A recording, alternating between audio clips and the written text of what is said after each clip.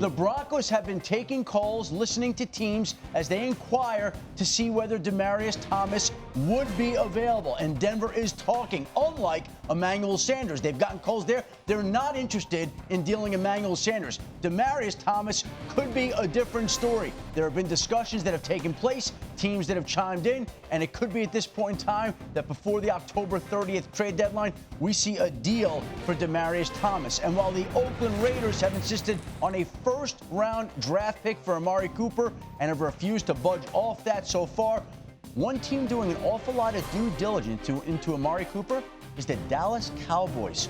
A lot of legwork, a lot of calls around the league. Would make a lot of sense if Dallas was willing to go out and trade for him. The issue right now is that Oakland's not willing to budge from that first-round draft pick. We've seen the Cowboys trade for a big-name wide receiver before the trade deadline in the past, Roy Williams. That didn't work out well. We'll see whether or not they decide to this time go ahead and make a move at the wide receiver position with the October 30th trade deadline rapidly approaching. I think starting with the Khalil Mack departure, everybody's been wondering what's going on with the Raiders. Well, basically, it's like if you want anybody on our roster, make us an offer. But there's going to be a price to pay, especially for Amari Cooper.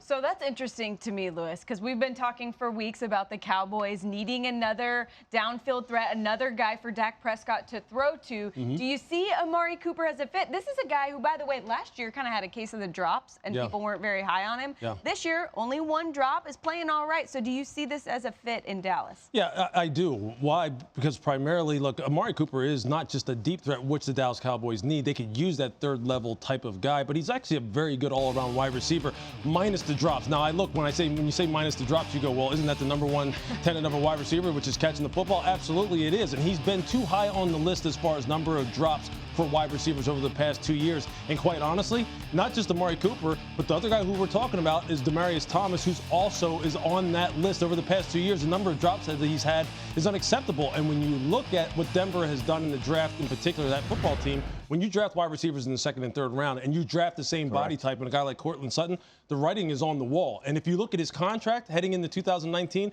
they can save about $13 million or $11 million if they cut him after 2018. So, and he's 30 years old. Look, it's just not looking good for Demaryius Thomas. It's all already adding up. They put this into place last year. Demaryius has kind of been out there on the market for a couple of years. Well, they've been taking calls. And it's interesting that Des Bryant and Demaryius Thomas signed their long-term extensions on the very same day. And here we are. Des still hasn't gotten another job. And Demaryius now, the Broncos have taken calls. One of the wide receiver names just to watch as the trade deadline gets closer, Adam Humphries, the Tampa Bay Buccaneers. I think he's on teams' radars as well. We'll see if Tampa is willing to part with him.